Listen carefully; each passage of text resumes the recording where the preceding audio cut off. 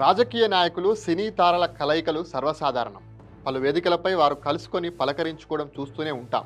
అయితే తెలంగాణ ముఖ్యమంత్రి Revanth Reddy Tollywood hero Akkineni నాగార్జునుల combination మాత్రం ఎప్పుడూ ప్రత్యేక ఆకర్షణే. రేవంత్ రెడ్డి ముఖ్యమంత్రి అయిన తర్వాత వీరిద్దరూ 2 సార్లు కలవడం చర్చనీయాంశమైంది. ఈ కలయికల వెనుక ఉన్న నేపథ్యం, పరిణామాలు అత్యంత ఆసక్తికరం. గతంలో నాగార్జునకు చెందినటువంటి ఎన్ కన్వెన్షన్ పై జరిగినటువంటి హైడ్రా కూల్చివేతలు పెద్ద సంచలనం సృష్టించింది. చెరువుల ఆక్రమణ ఆరోపణలపై ఎన్ కన్వెన్షన్లోని కొన్ని నిర్మాణాలను హైడ్రా కూల్చివేసింది. ఈ ఘటన అప్పట్లో తీవ్ర దుమారం రేపింది. నాగార్జున ఈ విషయంపై కోర్టును కూడా ఆశ్రయించారు. ఆ సమయంలో రేవంత్ రెడ్డి సర్కార్ తన పంతాను మార్చుకోలేదు. ఈ ఘటన అనంతరం రేవంత్ నాగార్జున మధ్య దూరం పెరిగిందని అంతా భావించారు. ఈ దూరం ఎంతవరకు కొనసాగుతుందో అని పలువురు అనుకున్నారు. అయితే ఊహించని విధంగా నెల రోజుల వ్యవధిలోనే రేవంత్ రెడ్డి నాగార్జున మళ్ళీ కలుసుకున్నారు. డిసెంబర్ 26, 2024న సినీ పరిశ్రమ ప్రతినిధి బృందంతో కలిసి నాగార్జున ముఖ్యమంత్రి రేవంత్ రెడ్డిని కలిశారు.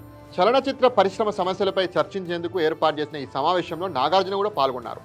ముఖ్యమంత్రిని శాల్వాతో సత్కరించి ఆప్యాయంగా పలకరించారు. ఈ సమావేశంలో వారిద్దరూ కలిసి ఫోటోలకు పోజులు ఇవ్వడము, నవ్వుతూ మాట్లాడుకోవడం చూశాక వీరిద్దరి మధ్య గ్యాప్ తగ్గిందని అందరూ అనుకున్నారు. అయితే తాజాగా మిస్ వరల్డ్ పోటీలకు సంబంధించి హైదరాబాద్లో ఏర్పాటు చేసిన ఓ విందు కార్యక్రమంలో రేవంత్ రెడ్డి నాగార్జున మరోసారి కలుసుకున్నారు. కానీ ఈసారి నాగార్జున రేవంత్ రెడ్డికి నమస్కారం అని తెలియజేస్తున్నటువంటి సమయంలో రేవంత్ రెడ్డి చూసి చూడనట్లు పెద్దగా పట్టించుకోలేదు. కానీ రేవంత్ రెడ్డి గారి సతీమణి మాత్రం నాగార్జునకు ప్రతిగా నమస్కారం తెలియజేసినటువంటి ఒక వీడియో ప్రస్తుతానికి వైరల్ అవుతుంది.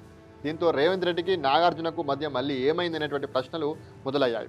నాగార్జున విష్ చేసినా రేవంత్ రెడ్డి ఎందుకు పట్టించుకోలేదు అనేటువంటి చర్చ రాజకీయ వర్గాల్లో అటు సినీ వర్గాల్లో మొదలైంది. ఈ మొత్తం వ్యవహారంలో నాగార్జున చాతుర్యాన్ని మెచ్చుకోకుండా ఉండలేము. ఎలాంటి పరిస్థితుల్లోనైనా సంయమనం పాటిస్తూ తన పని తాను చేసుకోవడం ఆయనకు వెన్నతో పెట్టినటువంటి విద్య.